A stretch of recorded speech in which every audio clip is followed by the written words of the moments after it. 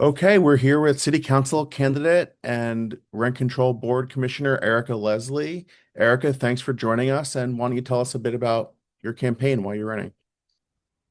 Well, I'm running to be a voice for the working class families in Santa Monica.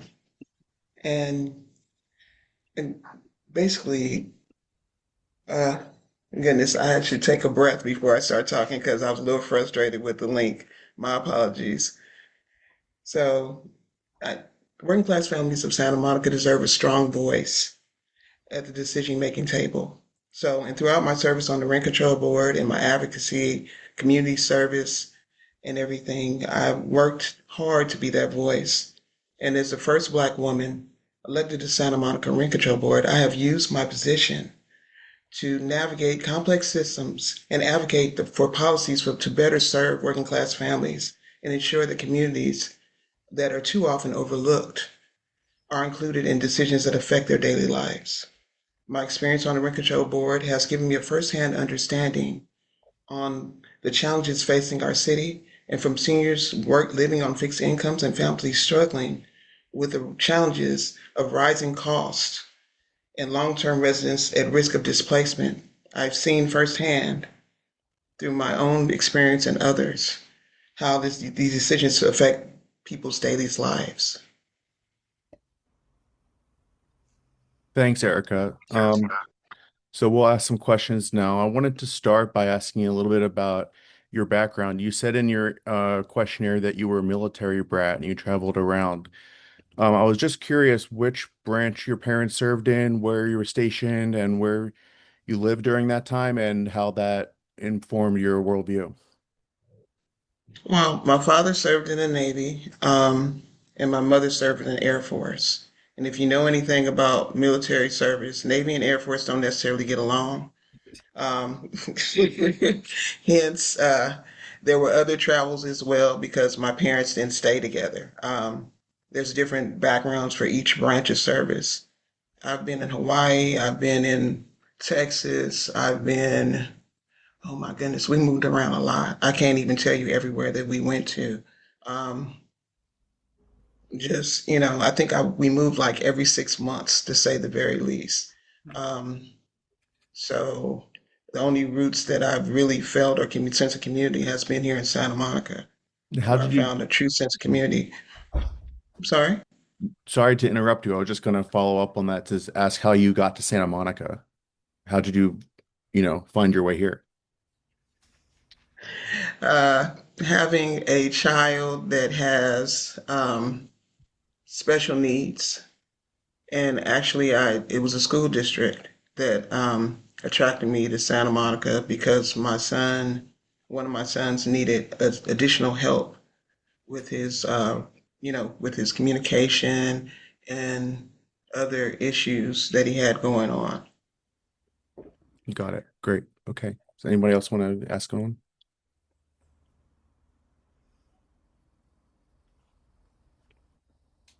Okay, Mike. Hey, Erica.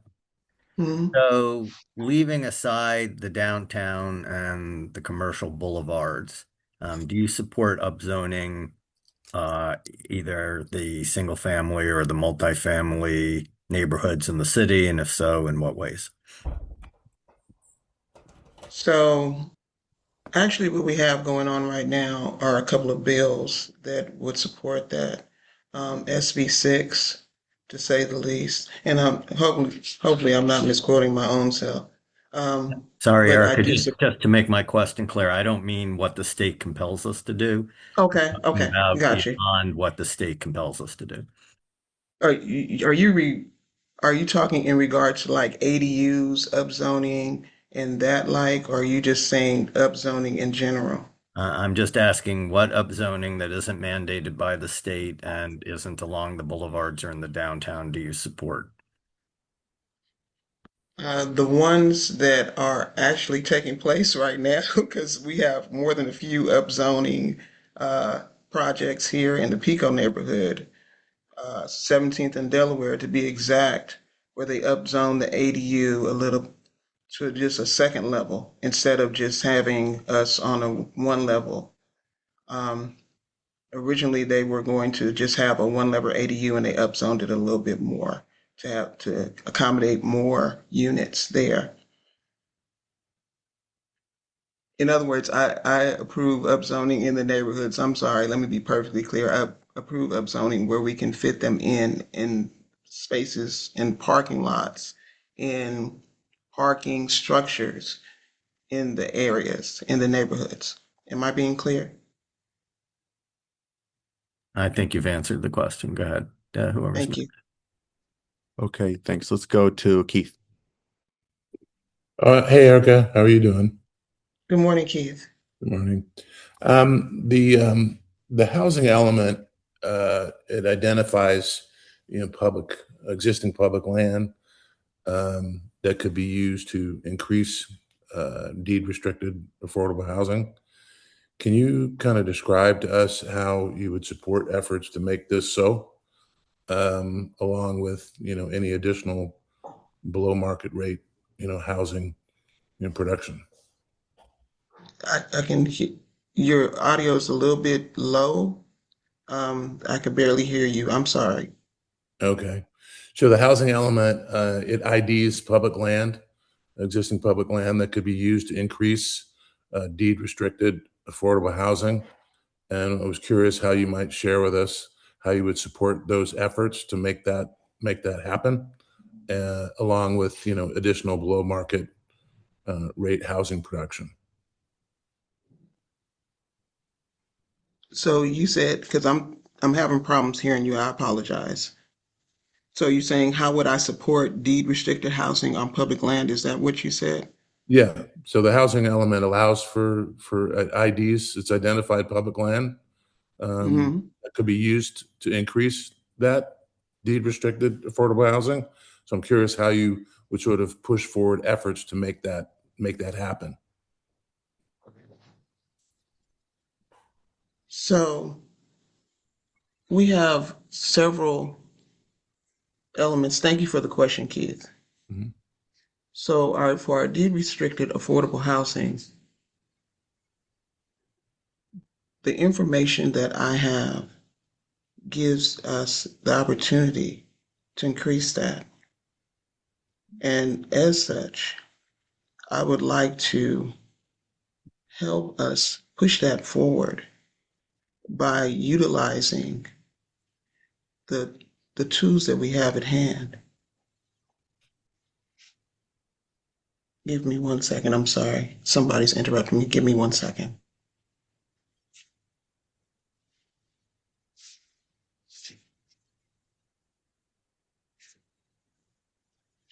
Give me a second.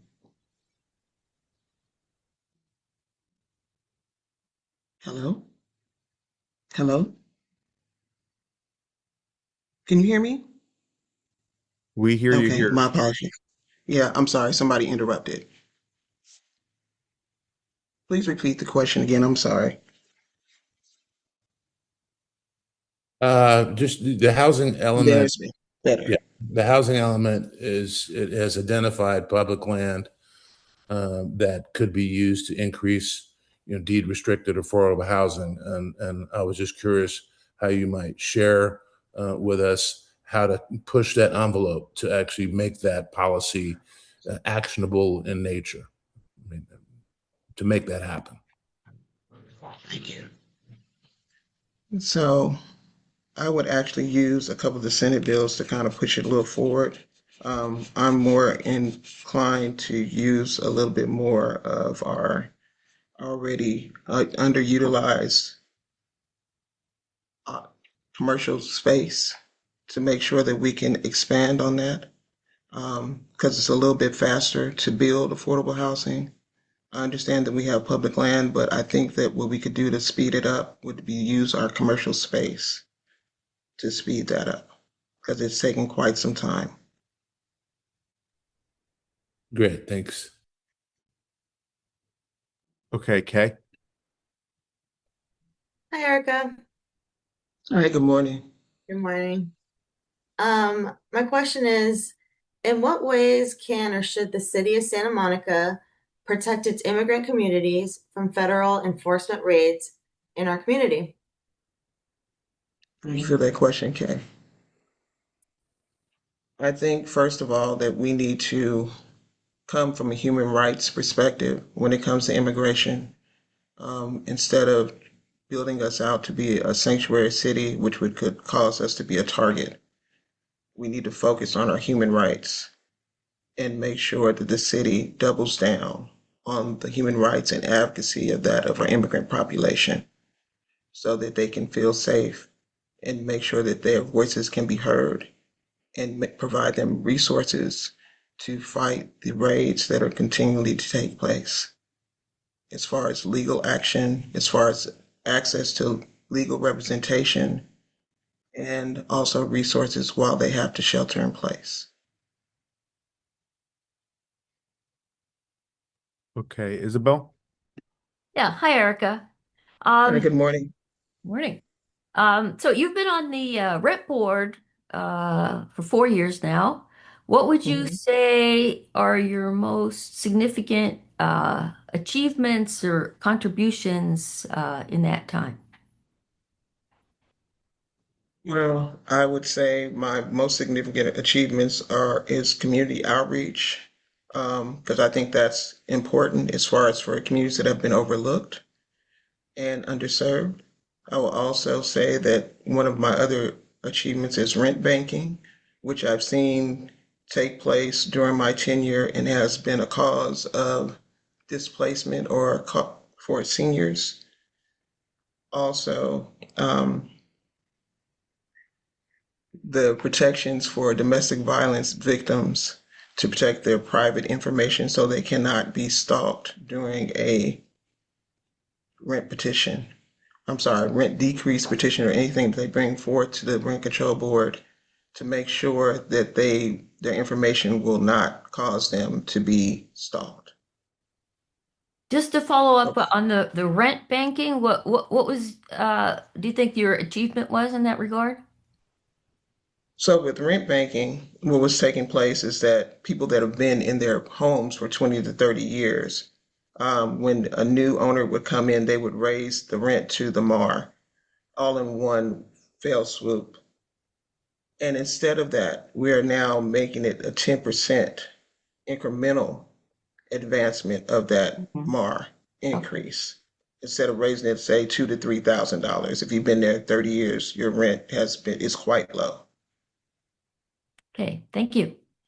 Thank you. Okay, any additional questions?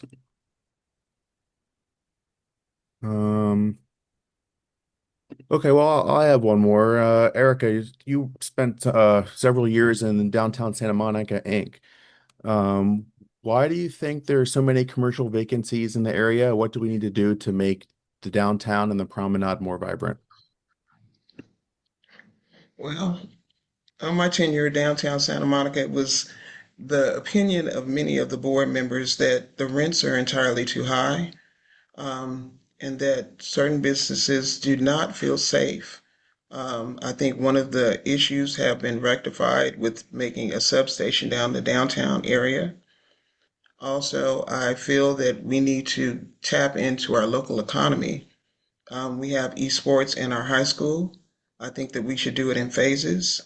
Um, and as we do so, I think first off that we should tap into the esports to occupy temporarily pop up for tournaments with other high schools and to also have viewership. Then we could also utilize our local entrepreneurs for them to give them opportunities to possibly reinvigorate the card program so that they can dispense food for that tournament and go on with different other things as well, as far as culturally. Invite our local artists out to downtown Santa Monica. We could have art shows and bring culture back to downtown Santa Monica. And then as our housing becomes online, we could do things that are more family and culture, community oriented to bring some life to the downtown area so we're not so dependent on our tourist community right now as raids are taking place. Okay. Okay, thanks. All right, I think that's about it. If you want to make any closing remarks, otherwise we'll wrap up. Okay. I want to thank you for this opportunity. It has been an honor and a privilege to serve in any capacity with the city of Santa Monica to advance the people of Santa Monica and to give voice to those that have been unheard. I thank you for this opportunity of having this interview, and I appreciate you just giving me the opportunity to even be considered as a candidate. Thanks, I'd like for Erica. you to thank you. Okay. Thanks a lot.